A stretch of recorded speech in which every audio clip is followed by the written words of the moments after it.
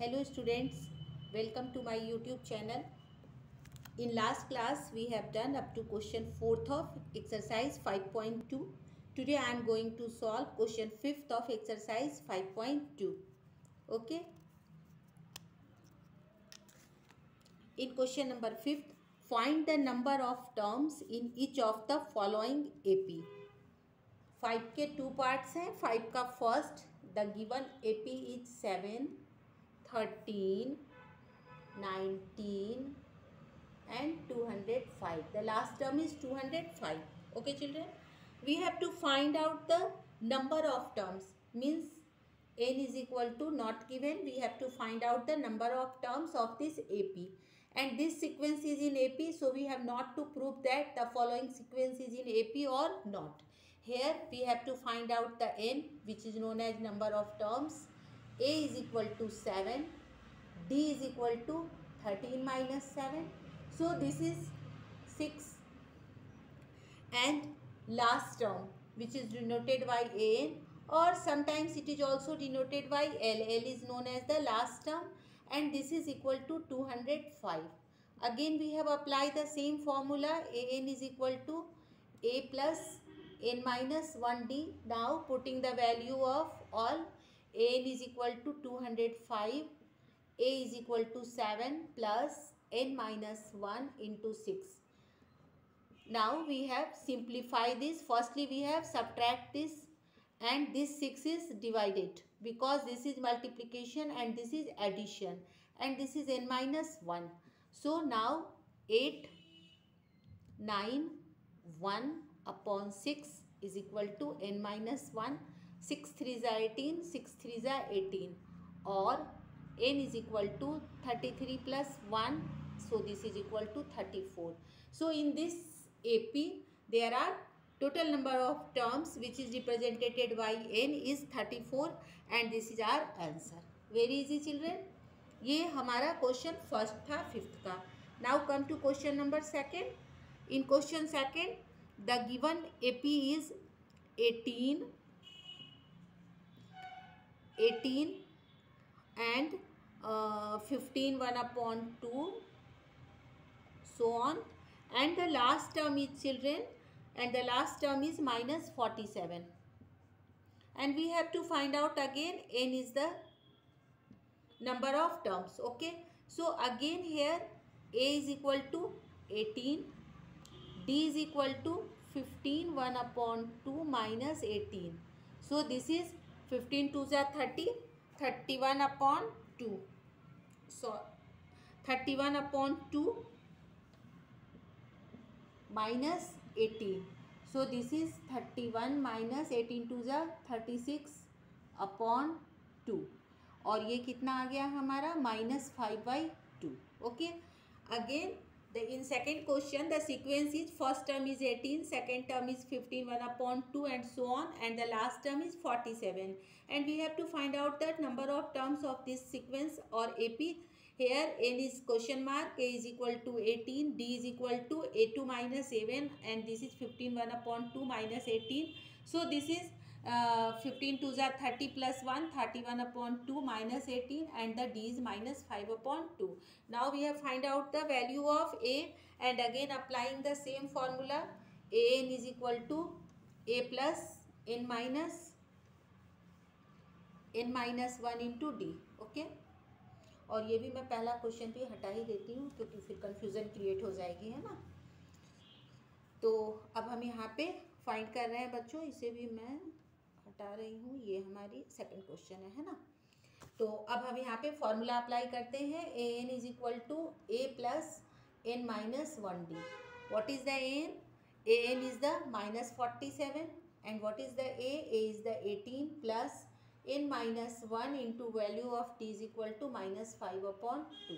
सबसे पहले इसे इधर लाएंगे बच्चों, -47 and -18, and this is n minus 1 into -5/2.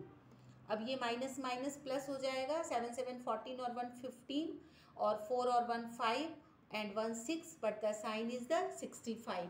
अब ये मल्टीप्लाई है, आप सबको पता है कि मल्टीप्लाई इधर आकर क्या हो जाएगा, डिवाइड हो जाएगा. तो 2 ऊपर जाएगा और 5 नीचे आएगा, माइनस का, माइनस से माइनस कैंसिल हो जाएंगे और n-1। 5 से 5 1 जा 5, 5 3 जा 15, 13 2 जा 26, 26 is equal to n-1, therefore n is equal to 26 plus 1 and this is 27 answer. So in this AP the number of terms is equal to 27. Okay, very easy children. Always we have apply this formula an is equal to a plus n minus 1d. यहाँ पे 4 things हैं, 1 2 3 and 4। इन 4 में से जो भी हमारे पास नहीं होता है उसे हम फाइंड कर लेते हैं। Now come to question number 6।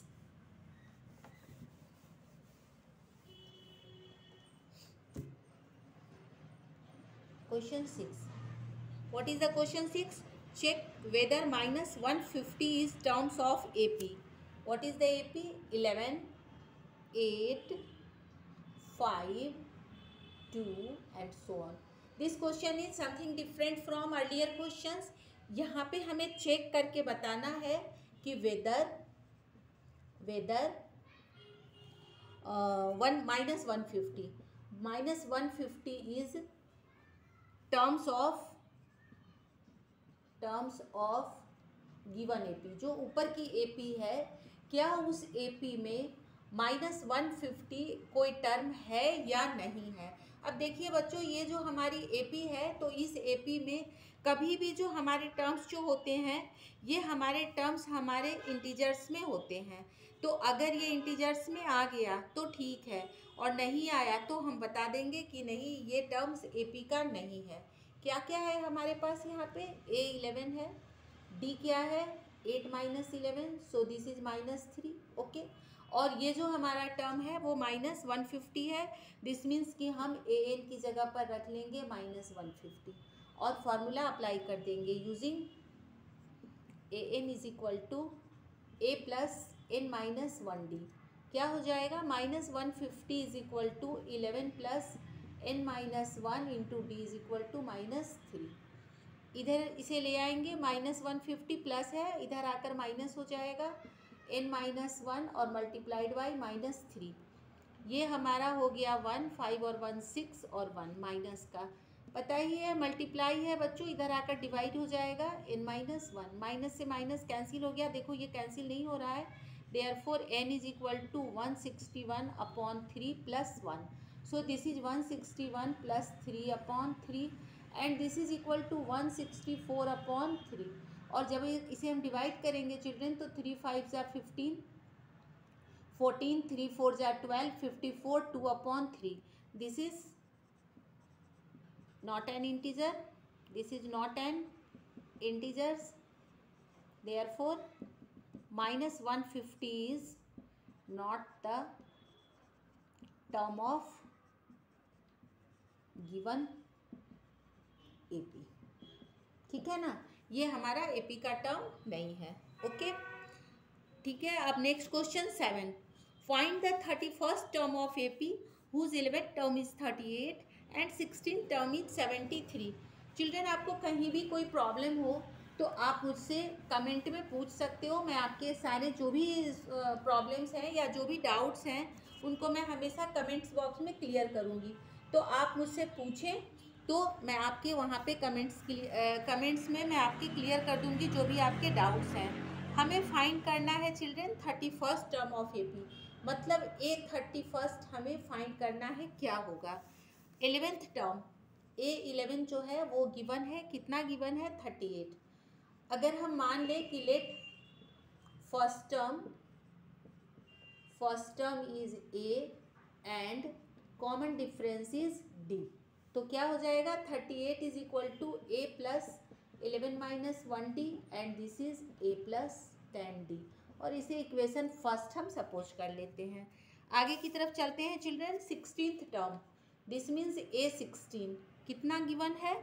ये गिवन है हमें 73। सिमिलरली हम सॉल्व कर लेंगे चिल्ड्रन, तो क्या हो जाएगा?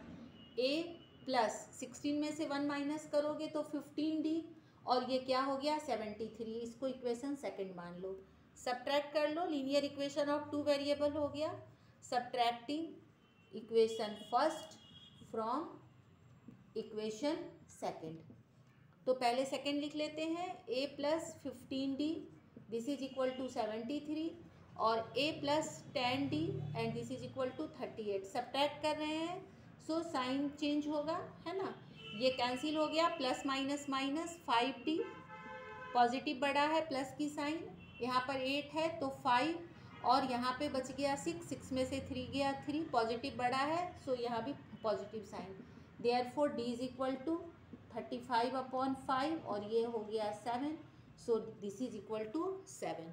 अब डी फाइंड कर लिए चिल्ड्रन, किसी में भी वैल्यू पुट करके ए निकालें, ये छोटा है इसमें ही हम वैल्यू पुट करते हैं, putting the just like linear equation of two variable, putting the value of d in equation first। क्या है equation first, a plus 10d is equal to 38। तो क्या हो जाएगा, a की जगह पर तो हम a ही रखेंगे क्योंकि ये पता नहीं है हमें, 10 into 7 is equal to 38, therefore a is equal to 38 minus 70 और ये 10 में से 10 में से 8 गया 2 और 6 में से 3 गया 3, नेगेटिव बड़ा है तो -32। ओके, यहाँ तक कोई प्रॉब्लम नहीं है, हमें ए भी फाइंड हो गया, डी भी फाइंड हो गया। अब हमारे लिए 31 फाइंड करना बहुत ईजी है, A31 is equal to A plus 30d, क्योंकि 31 में से 1 सब्ट्रैक्ट करोगे तो 30 आ जाएगा, ए की वैल्यू पुट करो, ए की वैल्यू कितनी आई है -32 प्लस 30, डी कितना निकाला था हम लोगों ने 7, तो ये हो गया -32 प्लस 210, 7 को 3 से मल्टीप्लाई करेंगे 210, सब्ट्रैक्ट करें चिल्ड्रन, 32 10 में से 2 गया 8, यहाँ बच गया 10, फिर 10 में से 3 गया 7 और 1, चूँकि पॉजिटिव साइन बड़ा है तो हमारा 178 आंसर आ गया। ये हमारा क्वेश्चन नंबर 7 था। अच्छे से आपको समझ में आ गया? फिर भी अगर कोई प्रॉब्लम है चिल्ड्रन तो आप मुझसे कमेंट बॉक्स में पूछो, मैं आपके डाउट क्लियर करूँगी। 8th क्वेश्चन भी जो है वो ऑलमोस्ट सेम है 7th की तरह, थोड़ा सा माइनर डिफरेंस है, जो डिफरेंस मैं आपको यहाँ पर एक बार एक्सप्लेन कर देती हूँ ताकि आप आराम से बना भी सको इसे। 8th जो क्वेश्चन है हमारा, 8th क्वेश्चन में कह रहा है an AP consist of 50 terms, एक एपी है जिसमें 50 टर्म्स हैं, of which third terms is 12, मतलब ए थर्ड जो है हमारा ये मिला हुआ है 12, और टोटल नंबर ऑफ जो टर्म्स हैं चिल्ड्रन एन जो मिला हुआ है वो 50 मिला हुआ है, और साथ ही साथ इसमें हमें लास्ट टर्म भी मिल गया है। लास्ट टर्म का मतलब क्या हो गया, 15वां टर्म, क्योंकि 50 ही टर्म है तो ए 50 हमें कितना मिला हुआ है 106, दिस इज गिवन 106। तो बस क्वेश्चन थोड़ा सा इसने चेंज कर दिया है या थोड़ा ट्विस्ट कर दिया है ताकि हमें समझने में दिक्कत हो। फिर से समझ लो, एक एपी है जिसमें टोटल टर्म्स 50 हैं, तो 50 टर्म्स है चिल्ड्रन, तो जो हमारा लास्ट टर्म होगा वो 1 2 से लेकर 50 होगा, मतलब ए 50 होगा, और वो हमें दे रखा है लैंग्वेज में कि लास्ट टर्म 106 है, तो ये हो गया। और हमें थर्ड टर्म दे रखा था कि थर्ड टर्म 12 है, हमें फाइंड करना है A29 टर्म, A29 पहले वाले की तरह ही बना लेंगे। सबसे पहले A3 पर काम करते हैं, तो A3 इज इक्वल टू 12 मान लेते हैं, first term A, common difference D, 3 में से 1 सब्ट्रैक्ट करोगे तो A प्लस 2D, ये तुम्हारा फर्स्ट इक्वेशन हो गया। सेकेंड इक्वेशन के लिए चलो तो A 50 और ये कितना मिला हुआ है 106, और ये हो जाएगा A प्लस 50 में से 1 माइनस करोगे तो 49D, फिर वही करो, सब्ट्रैक्ट कर दो, सब्ट्रैक्टिंग सेम है चिल्ड्रन जैसे 7th हमने बनाया, सब्ट्रैक्टिंग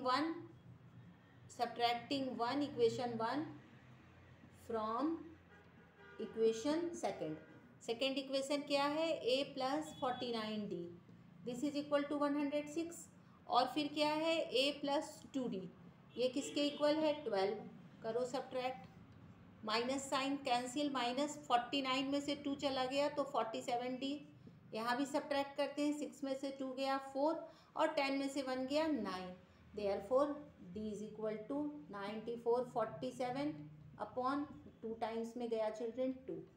फिर इसी तरह से हम A निकाल लेते हैं, पहला इक्वेशन छोटा है, now A is equal to 12 minus 2D, तो this is 12 minus 2 into D हमने कितना निकाला है 2, तो 12 माइनस 4 और 12 में से 4 गया तो कितना बच गया 8। अब क्या करना है, हमें निकालना है A29, तो A29 is equal to A plus 28D बता रखी हूँ। हमारे पास बहुत सारे तरीके होते हैं निकालने के। 28th टर्म होता तो डायरेक्ट भी D प्लस करके निकालते, लेकिन यहाँ पर 28th टर्म नहीं है तो हम इसी को यूज़ करेंगे। A कितना निकाला है हमने 8 प्लस 28, D कितना है 2, 8 प्लस 8 2 जा 16 और 56 कितना आ गया हमारे पास 8 प्लस 56, 6 और 8 मिलकर 4, 64 आंसर। कितना इजी है ना। एपी जो है वो एक इजी चैप्टर हम लेते हैं चिल्ड्रन, और अभी हम सारे फॉर्मूले, एक ही जो हमारा फॉर्मूला है नंबर ऑफ टर्म्स का कि an is equal to a plus n minus 1d, उस पर ही हम फाइंड कर रहे हैं। ओके चिल्ड्रन, अगर आपको मेरी टीचिंग पसंद आती है तो please like share and subscribe my video, और अगर आपको कोई प्रॉब्लम है तो आप कमेंट बॉक्स में मुझे कमेंट कीजिए, मैं उसे आपके डाउट को क्लियर करूँगी। ओके।